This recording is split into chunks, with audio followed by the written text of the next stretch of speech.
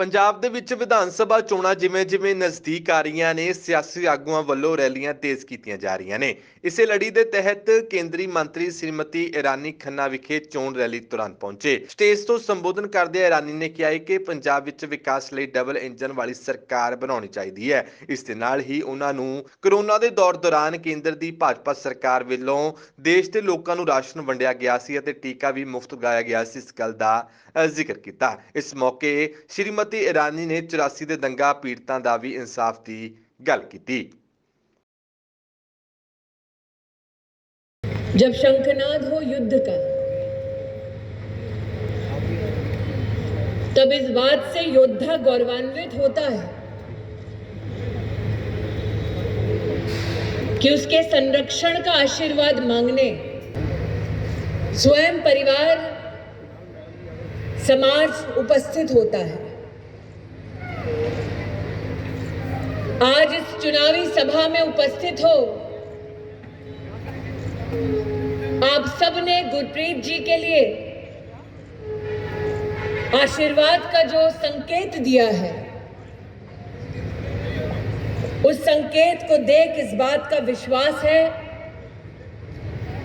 कि नागरिक 20 तारीख को पोलिंग बूथ पर जाएंगे, कमल का बटन दबाएंगे और गुरप्रीत जी को जिताएंगे। एक आनंदित भाई जय श्री राम के नारे दे रहा है, जय घोष कर रहा है। उस भाई से कहना चाहती हूं, किस्मत अच्छी है हमारी कि देश का प्रधान सेवक नरेंद्र मोदी है, वरना कांग्रेस की चलती तो उन्होंने तो कोर्ट में दस्तावेज लिखकर दे दिया था कि भगवान राम का कोई अस्तित्व ही नहीं है। लेकिन भगवान की भी लीला निराली है। कांग्रेस के जिस खानदान ने कोर्ट में अर्जी दी है लिखकर कि भगवान का कोई अस्तित्व नहीं है, राम का कोई अस्तित्व नहीं है, आज उन्हीं का बेटा मंदिर मंदिर घूम रहा है कोर्ट पे जनेऊ पहन कर। पूर्ण बहुमत की सरकार, फिर भी भारतीय जनता पार्टी के नेतृत्व ने, केंद्र की सरकार ने कहा कि हम सुप्रीम कोर्ट के आदेश का पालन करेंगे, सुप्रीम कोर्ट निर्णय करे, प्रश्न हमारी आस्था का है। प्रभु की लीला निराली।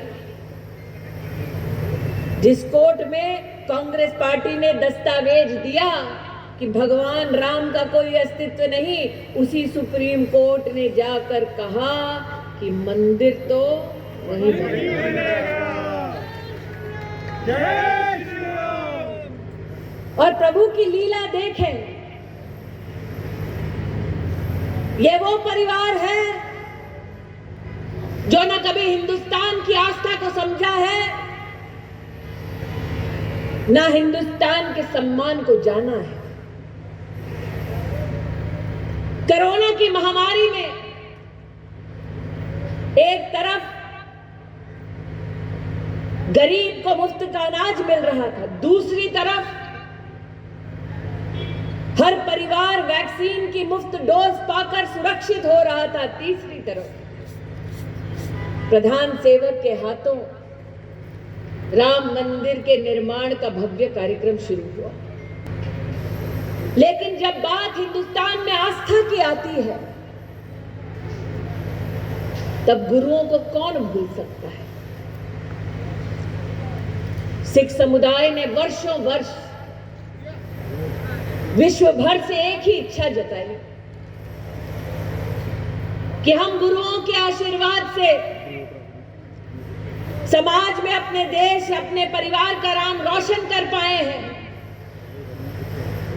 लेकिन दरबार साहब में हम विदेश से डोनेशन नहीं दे पाते क्योंकि FCRA का रजिस्ट्रेशन नहीं। नरेंद्र भाई ने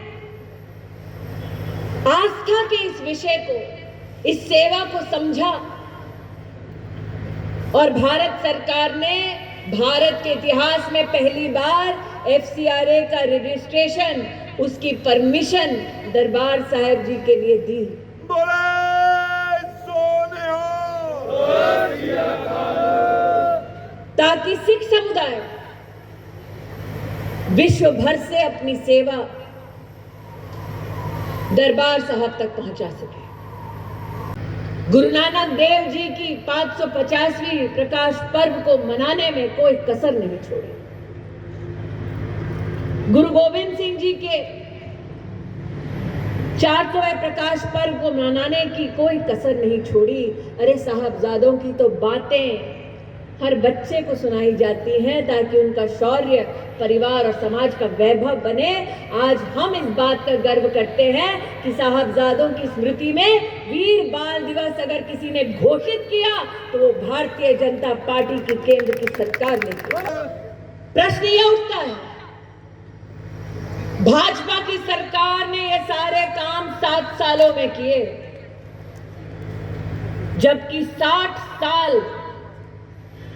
कांग्रेस पार्टी केंद्र में सत्ता में थी। उन 60 सालों में पंजाब की दृष्टि से देखें तो गांधी खानदान की क्या सौगात है। यहां कौन है जो 84 के दंगों को भूला है। 30 साल जिन लोगों ने अपनों को खोया 84 के दंगों में,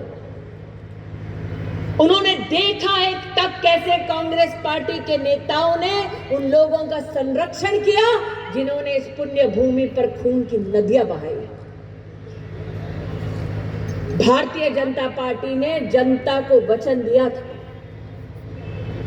कि हम इंसाफ करवाएंगे। 300 से ज्यादा केसेस खोले गए, चार्जशीट दाखिल की गई और वो कांग्रेस के नेता जो मासूमों का खून बहाने के बाद सरेआम घूम रहे थे गांधी खानदान के संरक्षण में, उनको अगर जेल की हवा किसी ने खिलाई तो उस पार्टी का नाम भारतीय जनता पार्टी है। भारतीय जनता पार्टी। आज सवाल कांग्रेस पार्टी से ये उठता है, सत्ता जब तुम्हारे पास थी, तुमने मासूमों का खून क्यों बहाया? सत्ता जब तुम्हारे पास थी, तुमने मासूमों को इंसाफ क्यों नहीं दिलाया? सत्ता जब तुम्हारे पास थी, तो जिन लोगों ने मासूमों को मौत के घाट उतारा, तुमने उनको नेता क्यों बनाया? सवाल कांग्रेस पार्टी के लिए कई है। SMZ ਪੰਜਾਬ ਦੇ ਲਈ ਖੰਨਾ ਤੋਂ ਨਰਪਿੰਦਰ ਸਿੰਘ ਦੀ ਰਿਪੋਰਟ।